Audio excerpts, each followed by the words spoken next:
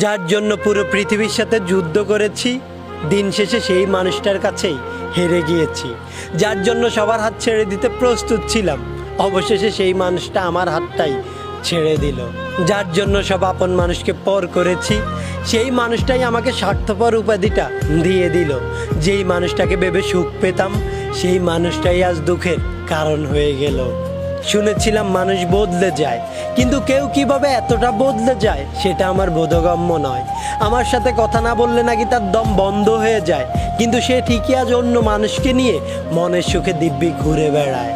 আমার সাথে কথা না বললে নাকি রাতে তার ঘুম হতো না, অথচ আজ অন্য মানুষের বুকে মাথা রেখে ঠিকই আরাম করে ঘুমায়। আমি ছাড়া নাকি তার পৃথিবী শূন্য, অথচ আমি ছাড়া আজ তার পৃথিবী ঠিকই পরিপূর্ণ। আমাকে ছাড়া নিজেকে সে কখনো কল্পনাও করতে পারতো না, অথচ আজ আমি কে সেটাই ছিনে না। মানুষটাকে আমি যতই দেখি ততই ভাবতে থাকি, একটা মানুষ কিভাবে এত সুন্দর করে মিথ্যা অভিনয় করতে পারে। আমাকে মায়ার সমুদ্রে ভাসিয়ে নিজেই মায়া নামক শব্দটাকে গলা টিপে হত্যা করে কিভাবে এত সুখে থাকতে পারে।